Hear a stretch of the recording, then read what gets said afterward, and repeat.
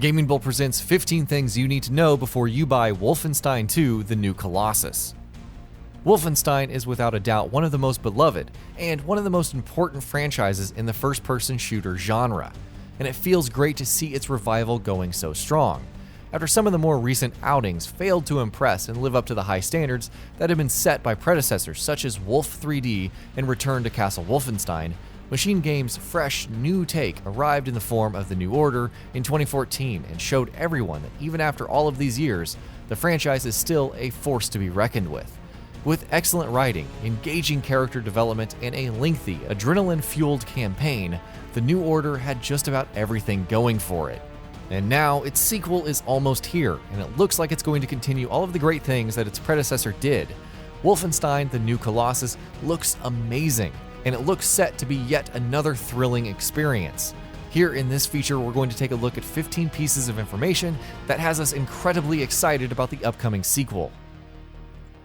The setting. The New Order captured the imaginations of countless people when it launched 3 years back, and a lot of that was thanks to the game's imaginative setting.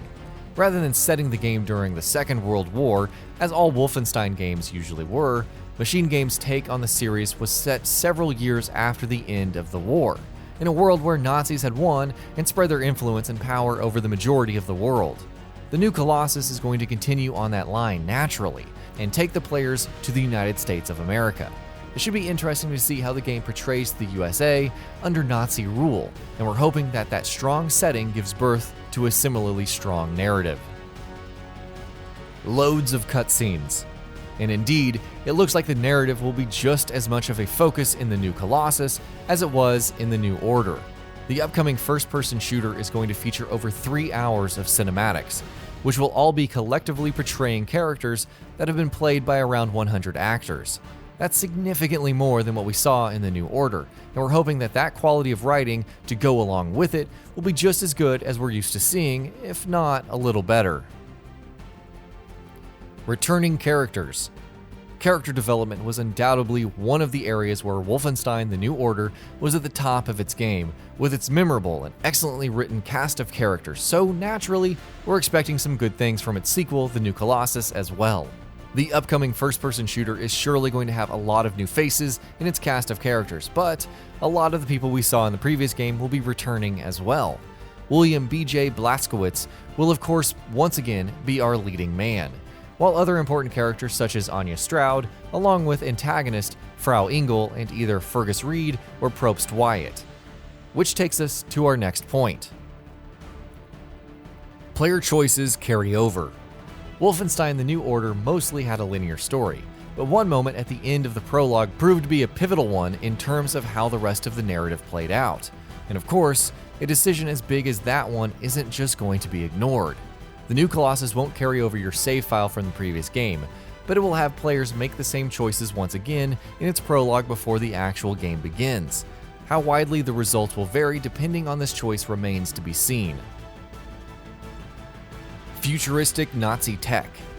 In the world of the new Wolfenstein games, Nazis are at the peak of their power and have established almost absolute control everywhere, and it is largely thanks to their superior technology.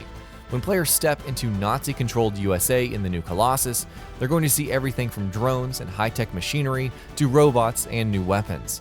Also expect to see some oppressive, metal-dominated futuristic architecture similar to what we saw in the New Order. Bosses.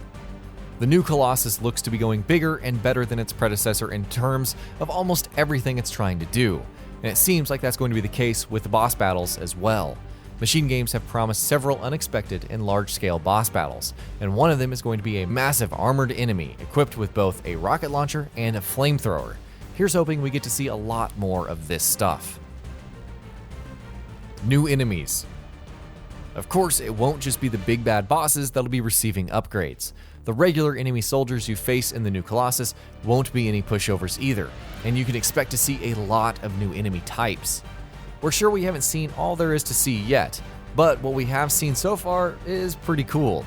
One enemy type in particular will be an incredibly fast, laser-shooting Nazi cyborg that can also cling to walls. Sound a bit too much? Well, that's the beauty of Wolfenstein, and we expect killing these freaks to be a whole lot of fun. Tougher enemies. Enemy soldiers in the new Colossus aren't just going to try and overwhelm you by swarming you in numbers. Developers Machine Games have promised that they're going to provide an actual challenge, as they did in the New Order. The abilities of a lot of the newer and older enemies are obviously going to give them an edge in battle, while enemy units from the first game that are returning for the sequel have also been made bigger and stronger. Wreaking havoc in Wolfenstein is always fun, and it's doubly satisfying when it actually provides a challenge, so we're certainly excited. Improved Commander System. The Commander system worked extremely well in the New Order, adding an extra layer of challenge to the proceedings, and a layer of strategy to how you approach areas full of enemies led by commanders. And the new Colossus is going to make improvements to that mechanic. Commanders in the upcoming shooter will now be able to call for reinforcements several times rather than just once. In addition to that, each of them will also carry Enigma codes, so there's going to be an added bonus for killing them. Balance between stealth and action. Wolfenstein: The New Colossus is not going to be an all-out stealth title, but just like its predecessor, it's going to place a lot of emphasis on being stealthy nonetheless. Sleuthing around and looking for ways to kill as many of your enemies as possible before you finally let loose with all of your firepower is, of course, at the core of Machine Games' take on Wolfenstein, and we're excited to see how they evolve the balance between different playstyles in this upcoming game. Given how the commander mechanic and stealth mechanics more or less go hand in hand, and that system is going to see an improvement, we expect to see improved stealth mechanics as well. Improved melee. Using melee attacks and your melee weapons are, of course, how you go about being a silent killer, and the melee side of combat is going to see an improvement in the new Colossus. Rather than the knife from the New Order, players will now be equipped with a hatchet, which means that the melee takedown animations are going to be a lot more brutal and hence a lot more fun. In fact, players will also have tomahawks at their disposal for throwing at enemies. Improved dual wielding. But have we even really spoken about Wolfenstein if we haven't spoken of dual wielding yet?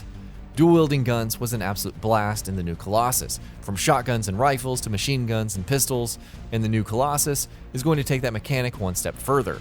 Rather than being stuck with two weapons of the same kind, players will be able to mix and match and wield two different kinds of weapons at the same time.